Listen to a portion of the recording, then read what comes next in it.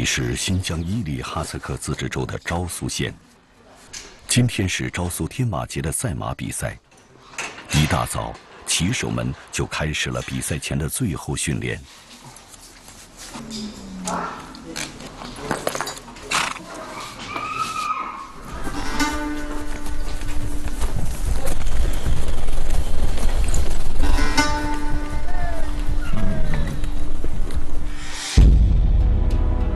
三山加两盆是新疆典型的地形地貌特点。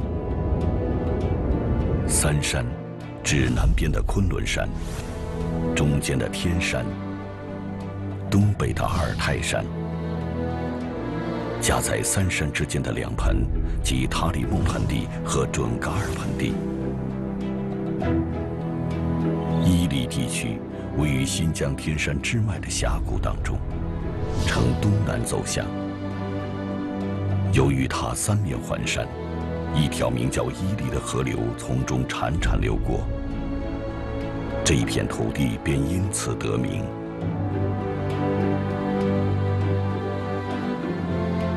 伊犁河流域土地肥沃，物产丰富，气候宜人，孕育着一望无际的大草原，自古便成为游牧民族生活的天堂。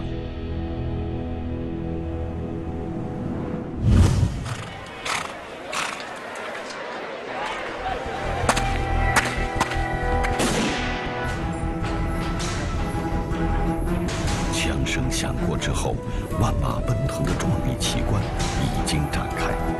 来自世界各地和中国国内的骑手，驾驭着各自的良驹，风驰电掣般地驰骋在草原。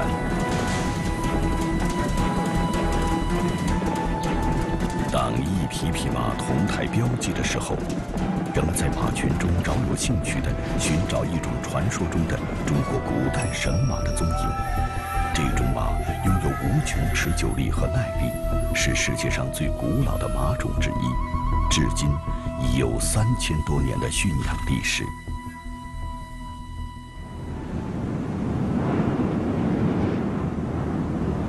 昭苏历来是中国乃至世界原始地方马品种资源最丰富的地区之一，也是公认的世界现代马品种的发源地之一。历史上，建立在伊犁草原上的乌孙国盛产良马，汉武帝最初称这种马为天马。直到后来，他得到大渊国的汗血宝马之后，就将汗血宝马命名为天马，将乌孙马更名为西极马。今天，在昭苏马场里，既有身价超过1000万美金的汗血宝马，还有来自世界其他各地的优良马种，它们共同培育着新的伊犁马，赋予昭苏“中国天马之乡”的美誉。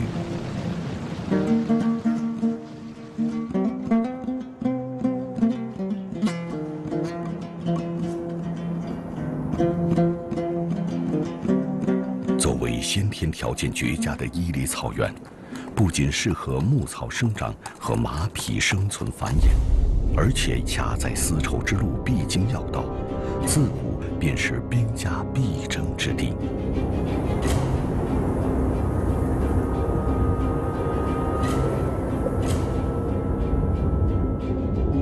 在漫长的一段时间里，看似广袤富饶的草原，实际上隐藏着重重危机。追逐最佳生存空间，是草原部族永恒的主题。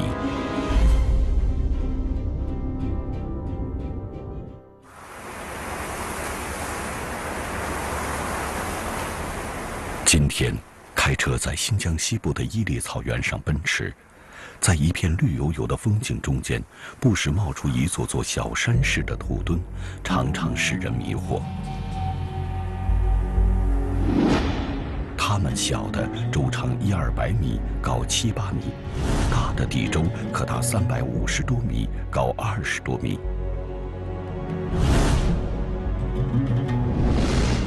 成千上万座这样的土墩，或3、5座一排，或10几座一排，散布在草原和农田里。这些土墩究竟是什么呢？经过考古专家的发掘与论证，这些土墩的真面目终于浮出水面。它们很多是古代乌孙人的墓地。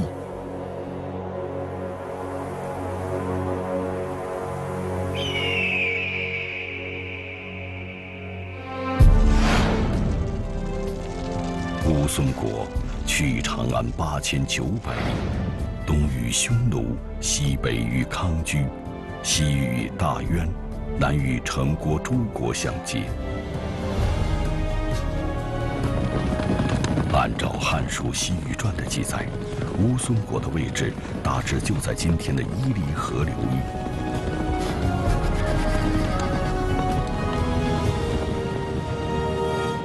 现在的人们对于它的存在感到无比神秘，只因为记忆的陌生。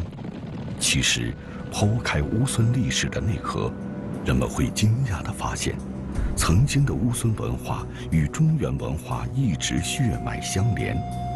这其中的纠葛不仅有政治经济的因素，还有历史节点上重要人物的个人情感蕴含其中。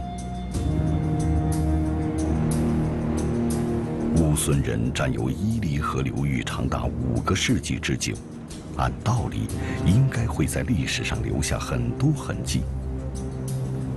但是关于乌孙的资料却并不充盈。人们不禁要追问，这个在2000多年前兴起，并且在汉和匈奴的斗争中扮演着重要角色的西域大国，最后为什么却突然消失得干干净净？从哪里才能寻找到它曾经的踪迹呢？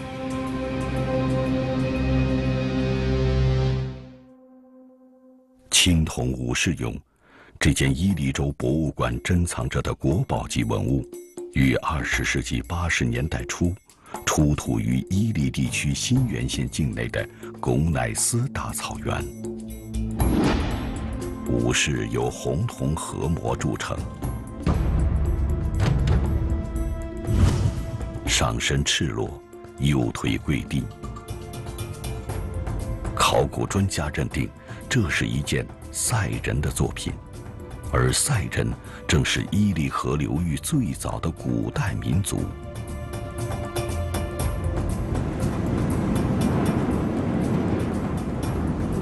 根据国内外专家的研究，继赛人之后发展起来比较大的部落就是乌孙。乌孙正是融合了赛人及其他民族，并继承了他们的一些文化习俗发展起来的。因此，古代乌孙人的容貌有赛人的部分遗传，兼具欧罗巴人种和蒙古人种的特征。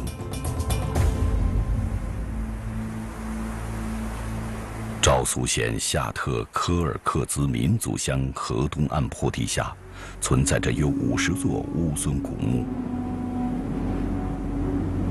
在尼勒克县也至少有3处墓葬群，这些墓多数呈南北向排列，大都有不同规模的木椁结构和陪葬品。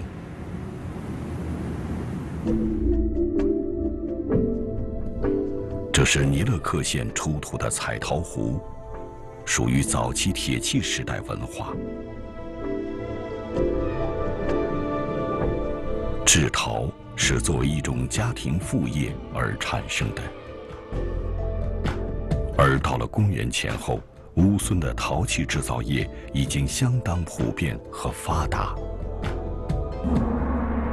更加令人惊叹的是，这件取名为“人面兽足青铜方盘”的铜器，直口、宽沿、平底，高23厘米，长宽各76厘米，重46公斤，形似现在的巨型托盘。1983年从察布查尔锡伯自治县出土。骑马射箭追逐猎物，曾经生活在这里的牧民将猎获的食物进行烹调后，盛装在专门的容器里。人面兽足青铜方盘最初被认为是那个时代的人用来盛放肉类等物品的。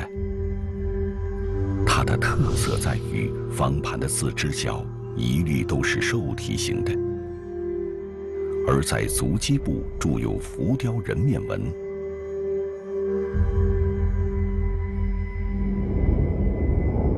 上世纪80年代，在尼勒克县喀什河南岸努拉塞沟中，人们发现了一处古铜矿遗址。根据碳14同位素的测定，努拉塞古铜矿遗址距今2500年左右。这正印证了铸造青铜武士俑、青铜方盘等青铜器的材料来源，同时也反映出伊犁地区丰富的地质矿藏。塞人以及后来在草原上生活的乌孙人，应该在2000多年前已经掌握了较高的采矿和冶炼技术，并且在鉴定矿产上也有自己独特的方法。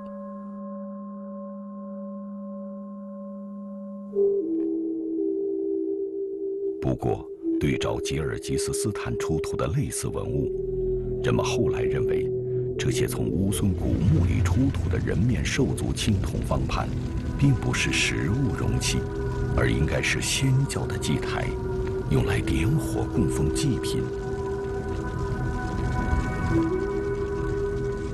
仙教是发源于古代波斯帝国的一种宗教，信仰光明，因此也被称为拜火教。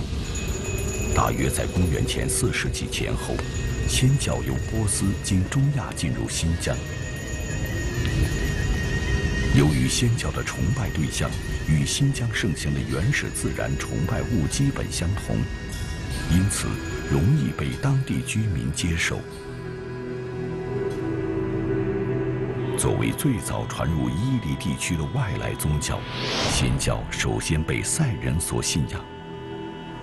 根据考古发现，乌孙人中融入了很多塞人血统，可能也继承了仙教的信仰。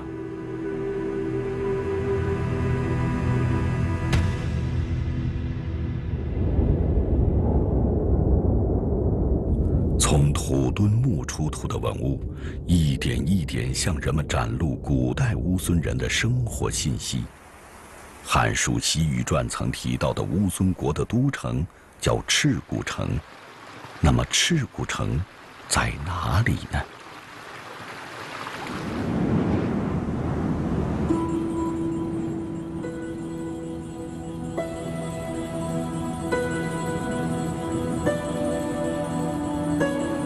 今天，在昭苏县下特古道的青山绿地之间，耸立着一位女子的汉白玉雕像，雕像圣洁如雪。她就是西汉时期远嫁乌孙的公主刘惜君。据说，这位汉朝嫁来的公主与赤古城就有着千丝万缕的关系。俄国人谢苗诺夫在他的《天山游记》中写道：中国朝廷在公元前107年将自己的公主许配给封号为昆莫的乌孙王，为这个王后在乌孙王的主要驻扎区修造了第一个中国式宫殿。中国人把这个宫殿叫做赤古城。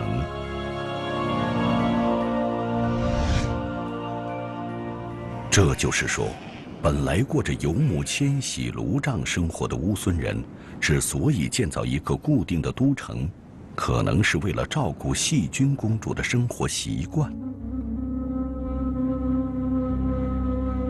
1988年，新疆大学历史系教授苏北海经过推断，提出了乌孙有2个都城的观点。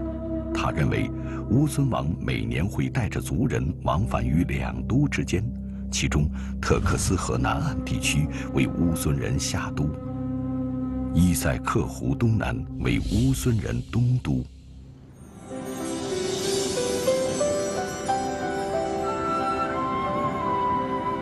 塞克湖以盐湖著称，由于湖水含盐量较高，所以终年不结冰，风光独特。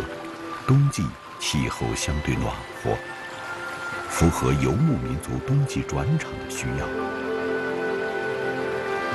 考古也发现，这一带有乌孙人生活的印记。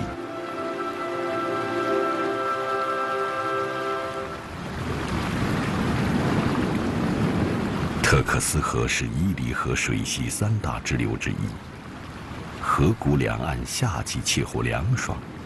这里不仅是现存乌孙古墓最集中的地方，而且还发现了大量的汉文化遗迹。这也是专家们猜测，这里就是乌孙夏都的另一个重要原因。从特克斯县古墓挖掘出的汉代铜镜、青铜短剑和彩陶等，都说明这里和中原早就有着密切联系。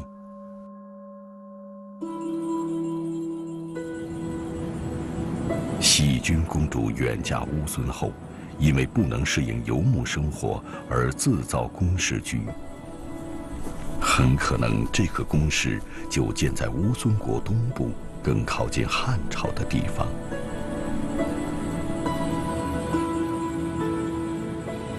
这不禁让人好奇：作为汉朝第一位嫁到草原的和亲公主，乌孙王为何特意为她建都？和亲政策究竟为中原王朝和西域各国开辟了怎样一条和平途径呢？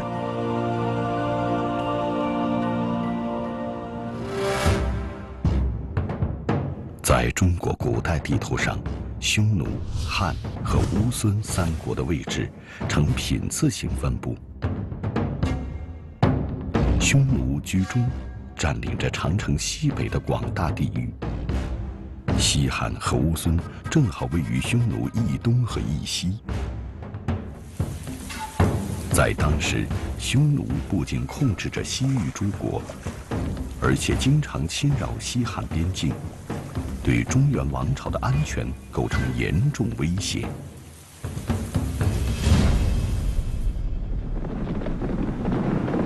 西汉汉武帝时期，为了维持边境和平，彻底击败匈奴，曾派遣使者联络西域，并开始以和亲形式和这些小国结成政治联盟，共同对付匈奴的压迫。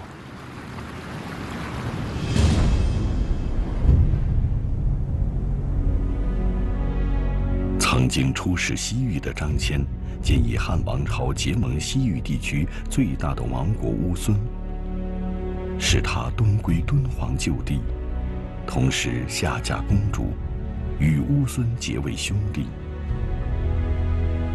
这样，一来可以断匈奴右臂，钳制住匈奴；二则乌孙是汉代连接东西方草原交通的最重要部族之一，与乌孙结亲，有利于西汉势力的向西发展。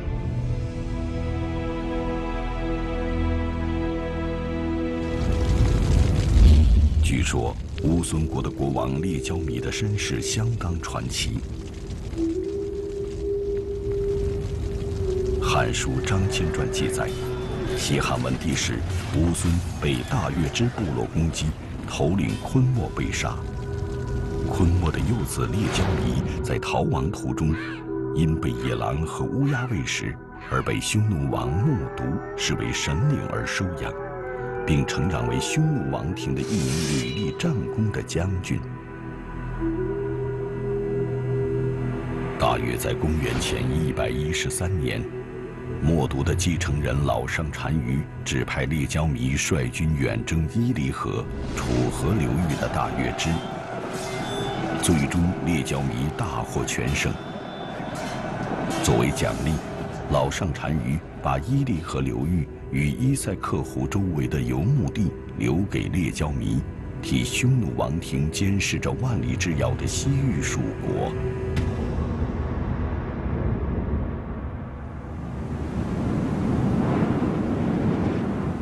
列焦弥新拥有的这片土地，发育于亚洲最大山系之一的天山山脉的中天山及其山间盆地，北、东、南三面环山，西部开口迎接西来湿润的气流，成为亚欧大陆干旱地带的一块湿岛，同时地处丝绸之路北线和新亚欧大陆桥的要道，是东西方物资交流中心和文化荟萃之地。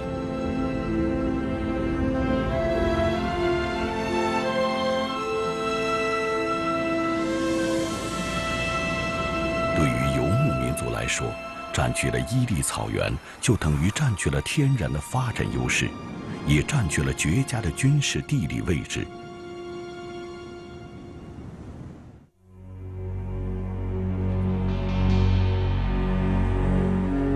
乌孙这个名字含有团结联合之意的民族，迁徙到伊犁河流域与伊塞克湖流域，终于展开了新的发展篇章。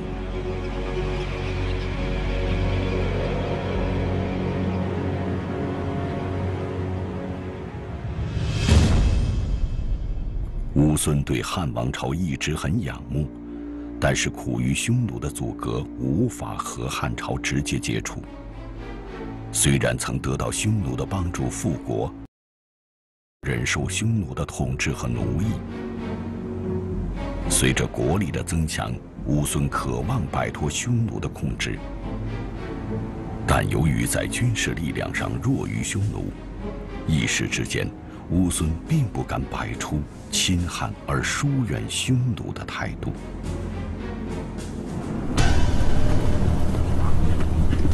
为了说服乌孙王向汉朝靠拢，在汉武帝的授意之下，张骞又一次跋涉万里，来到了乌孙王的大帐之内，意图劝服乌孙王列交弥与西汉联盟，夹击匈奴。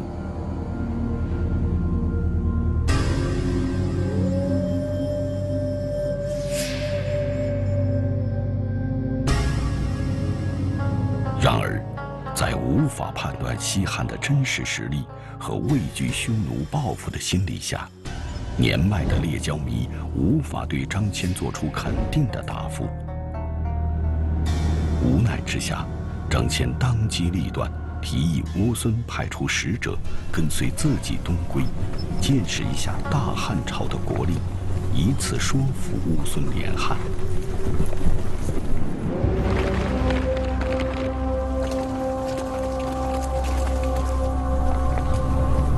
来到西汉的都城长安，乌孙使者被眼前的景象所震撼，城墙高筑，街市熙攘，贸易不绝，一派国富民强的景象。乌孙使者纷纷表示愿意向汉朝靠拢。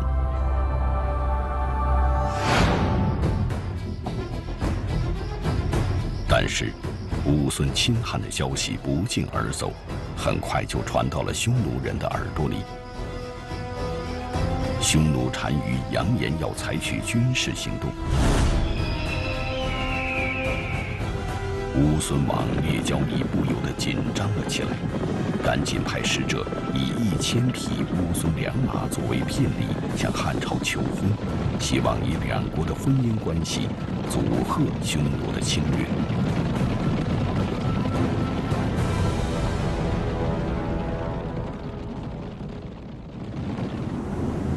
在冷兵器时代，马是最重要的战略物资。弯刀猎马制定了生存法则，得到这么多的乌孙良马，汉武帝十分高兴，准许和亲。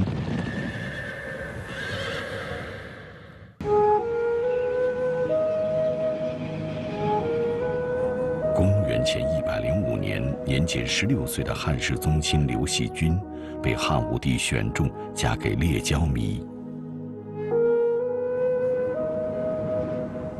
但是匈奴人为阻止列交弥向汉王朝靠拢，也不甘示弱的要把自己的公主嫁给乌孙王。夹在中间左右为难的乌孙王，干脆2个公主都娶。这样，乌孙暂时在汉朝和匈奴之间取得了微妙的平衡。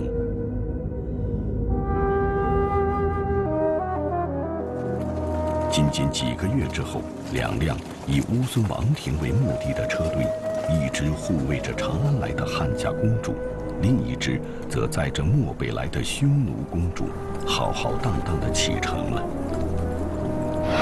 公主外交，汉匈乌三方的第一次混合博弈，即将在伊犁河流域上演。乌孙王封汉朝公主为右夫人，又把从匈奴迎娶的公主封为左夫人。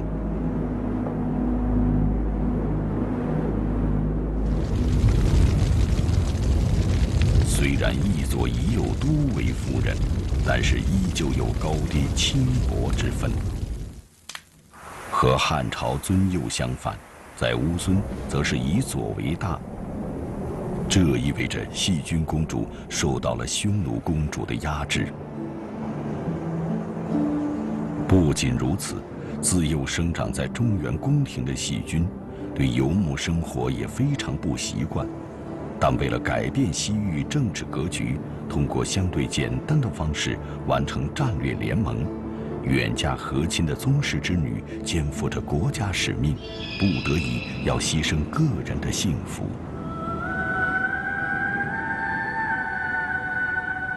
吾家嫁我兮天一方，远托异国兮乌孙王。穷庐为室兮毡为墙，以肉为食兮酪为浆。居长途思兮心内伤，愿为黄鹄兮归故乡。一曲黄鹄歌，道不尽公主内心的凄凉。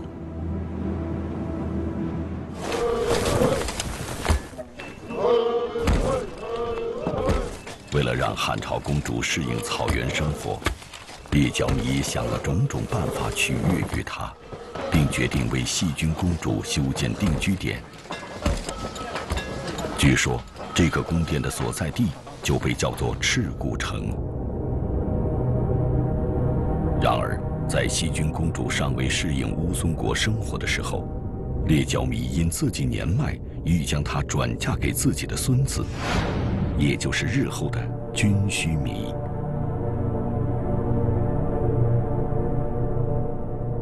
这种乌孙保留着的原始的婚俗现象，在细君公主看来却是有悖伦常、大逆不道的行为。于是，她上书汉武帝，请求返回故土。信使的马蹄带着一颗思乡的心，越过了戈壁沙漠，穿过了高山森林，奋力奔驰在丝绸之路上。在细君公主焦急的盼望之中，时间一天天的过去了。但是信使带回来的回复却是：从其俗，欲与乌孙共灭胡。汉武帝如此决绝的态度，彻底粉碎了公主的心。由此，细君公主落下心病。在她嫁到草原5年后，年纪21岁，便抑郁而终。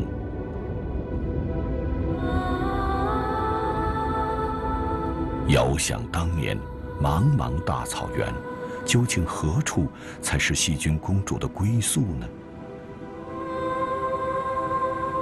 一部分学者认为，她的墓葬或许是在夏都周边特克斯河南岸地区，而另一部分学者则认为，历史上昭苏县也是乌孙人的主要活动区域。同时，它拥有连接天山南北的一条重要通道——夏特古道。这是一条可以返回故乡的通道。思念故乡的细君，或许就埋在这条望乡的古道上。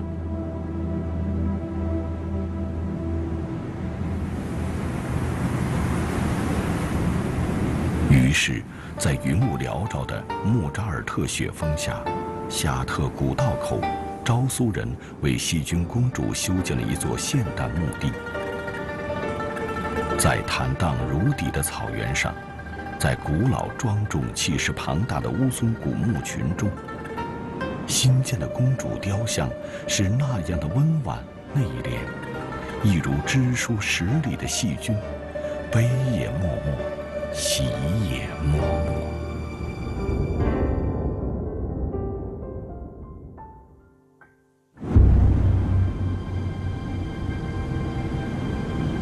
为了制衡匈奴，稳固自己的地位，刚刚上台的军须弥在细菌公主死后，和汉武帝不约而同地将和亲这张外交牌继续打了下去。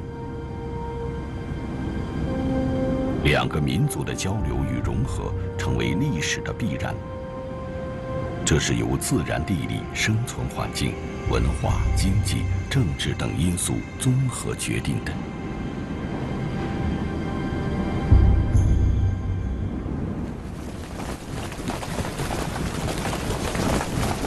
公元前101年，和亲队伍在大队侍从的护卫下，浩浩荡荡地离开了长安城，开始了漫漫西行的道路。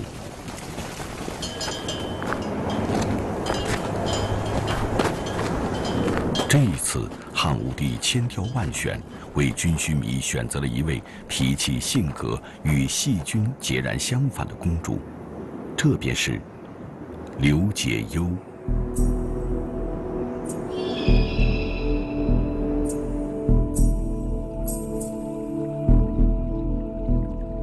实际上，初来乍到的解忧也立刻面临了细菌公主当年的境遇。她一样受封为右夫人，一样受到了匈奴左夫人的压制，一样与夫君军须弥关系冷漠，一样的思念家乡。不过，支撑她走下去的，除了爽朗的性格，还有一个强大的精神力量。这就是他个人力图通过这次和亲，在乌孙有所作为，借此恢复他曾经的家族荣誉。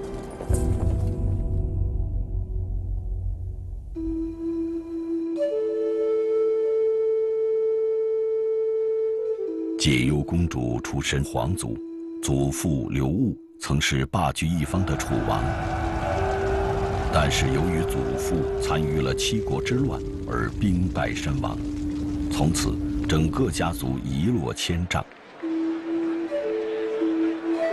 解忧公主一度沦落成为长安街头的市井庶民。为了重振家族，解忧公主咬紧牙关，忍辱负重，终于在乌孙国生活了下来。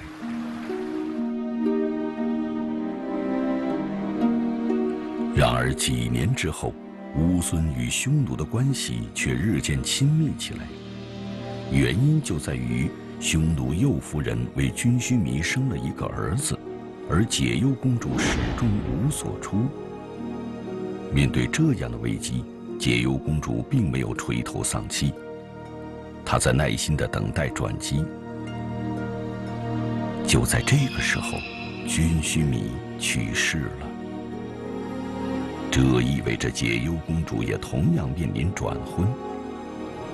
与曾经悲伤致死的细菌公主不同，解忧公主坦然接受了这一切。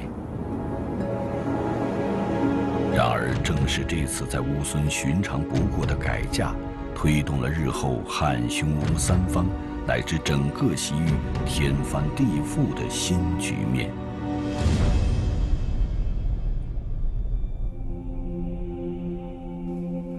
解忧公主的新夫君翁归靡是军须弥的堂弟，在乌孙历史上也是一位有所作为的政治家，并且一直仰慕中原文化，因此与解忧公主非常合得来。于是，汉乌之间的关系走得更近了，双方信使不绝于途。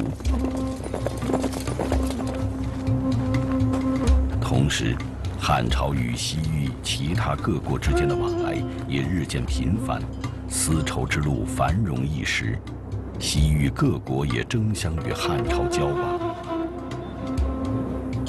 这样，中原的丝绸逐渐成为乌孙上层人物的衣料。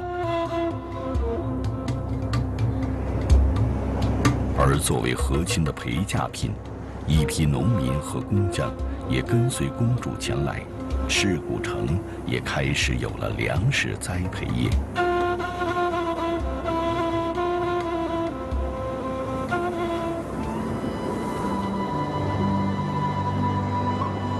解忧与翁归迷夫妇两人相知相守，育有3男2女。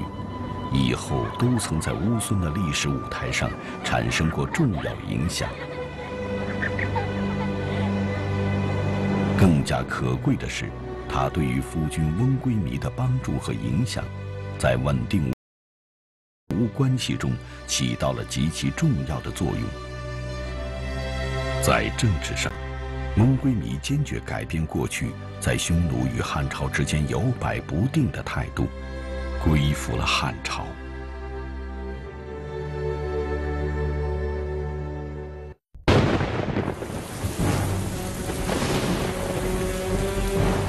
解忧公主对翁归迷亲汉的影响力，立即引起了匈奴的仇视。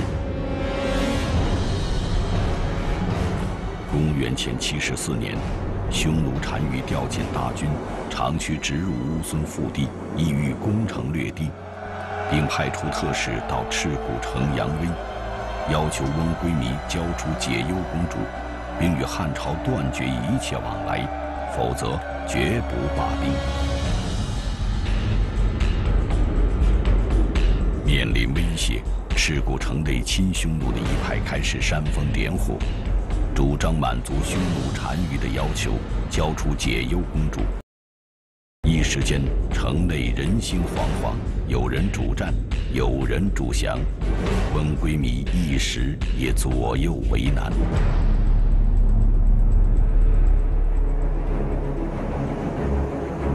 白天已经说服翁归迷稳住局势，在夜晚又给汉朝朝廷写求援信。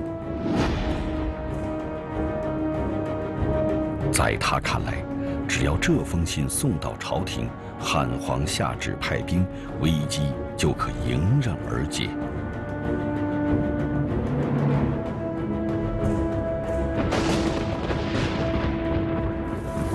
然而，让公主意外的是，此刻的汉廷已自顾不暇。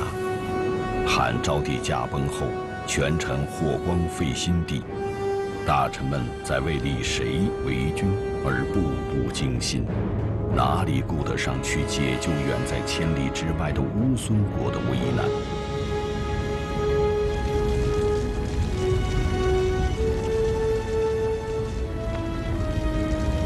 解忧公主只有自救，她拉拢劝服了一些骑墙派的乌孙贵族，着力为战马加料催膘，扩充大汉禁卫。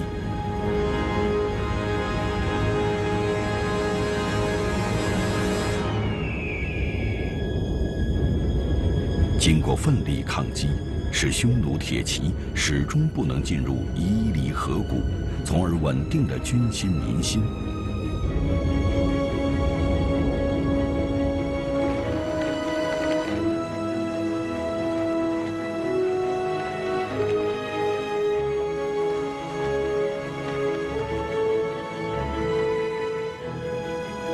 汉宣帝继位后，解忧公主和翁归迷再次联名上书汉廷，力陈乌汉联手，东西两面夹击匈奴的却敌之策，不负和亲联盟。而此时，匈奴为维持其对西域的统治，也在军事上迅速行动。他们以巴里空草原为基地，屯田居师，进攻乌孙，试图控制住天山以北地区，隔断乌孙与汉朝的联系。公元前71年，在经过充分准备以后，汉王朝发大兵15万骑讨伐匈奴。在这场战役中，翁归迷亲自披挂出征，汉朝使臣常惠手持汉朝符节随军而行。5万乌孙精骑千里奔袭，直捣匈奴的王庭。这一仗，汉乌联军获得全胜，使匈奴在西域的元气大伤。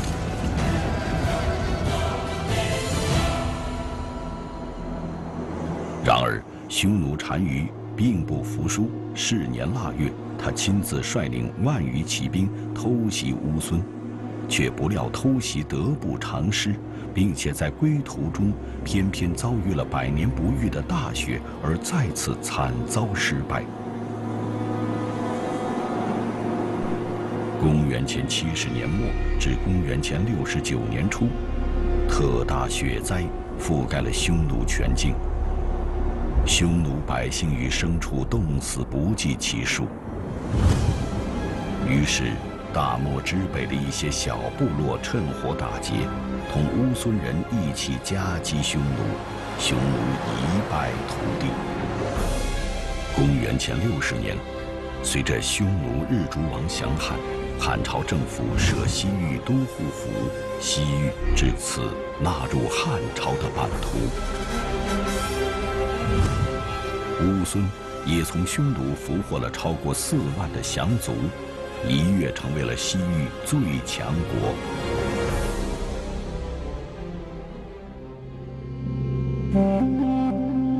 公元前64年，翁归靡上书汉庭，愿立汉朝外孙，也就是他与解忧公主的长子元贵弥为嗣，请求为其聘一位汉朝公主为妻，进一步密切乌汉之间的关系。最终，解忧公主的侄女刘相夫被选定成为新一任的和亲公主。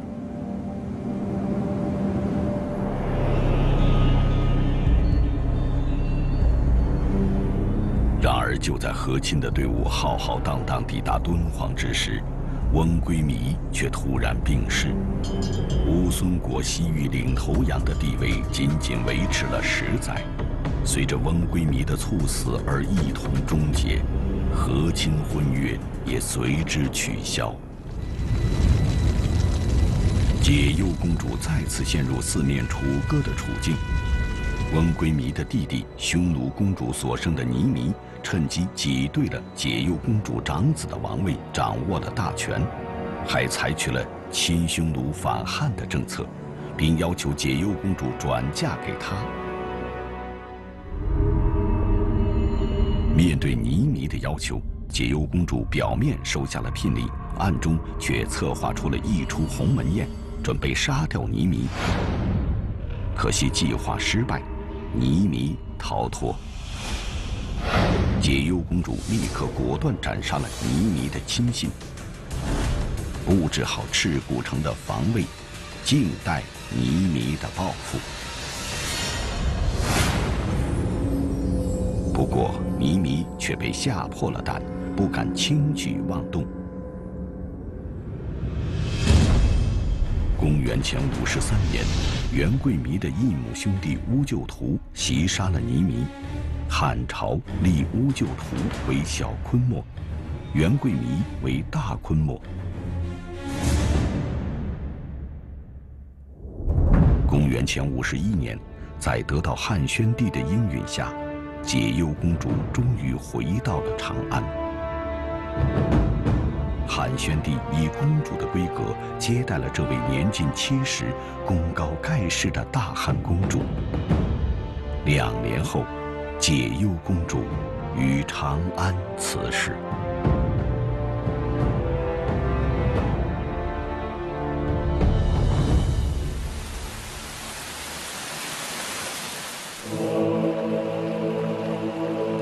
解忧公主离开后的乌孙国不断分裂，到东汉时期已日渐衰落。公元437年，乌孙随同西域16国使团入贡于北魏，这是乌孙在史书上留下的最后记录了。这时的乌孙已成为逃亡在葱岭中的一个小山国，后来就完全消失了。乌孙国究竟因何消失？这已经是千古之谜了。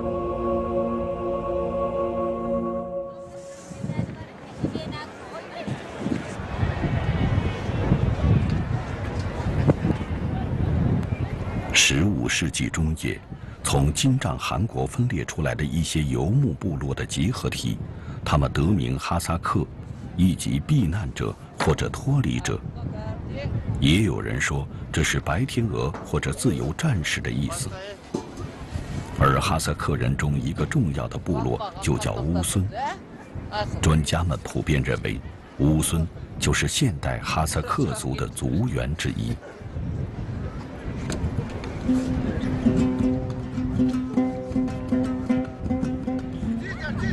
毡房，哈萨克语称之为雨，它不仅携带方便，而且坚固耐用，居住舒适，千百年来一直为哈萨克牧民所喜爱。毡房的材料几乎完全是就地取材，骨架是戈壁上的红柳木做的，外围的墙篱是用芨芨草编的，各连接处都用牛皮的绳子和牛筋连接固定，既轻便又牢固。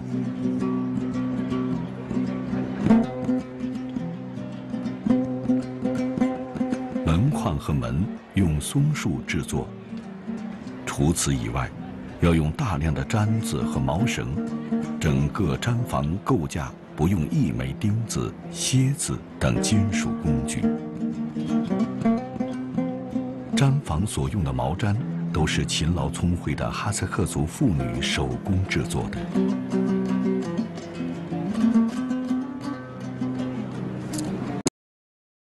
先用木棍将羊毛敲打松散，洒水打湿，铺在平整的地上压实，再由多人反复卷压而成。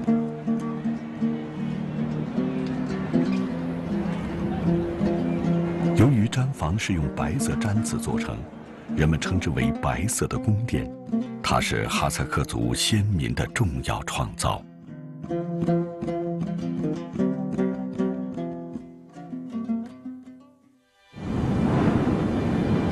时间涤荡了一切曾经的悲欢离合，任何一种文明都不可能独立存在。殊途同归，无论是汉王朝、乌孙，乃至匈奴曾经的相互结盟与抗衡，还是英雄人物在这一过程做出的个人努力，都是在文明的交融中，将隔阂不断的融化，重塑一个整体所经历的过程。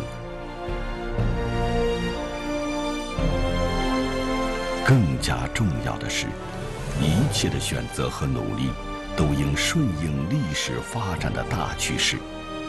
无论过程如何艰险，人们始终对淳朴的生活与纯真的关系充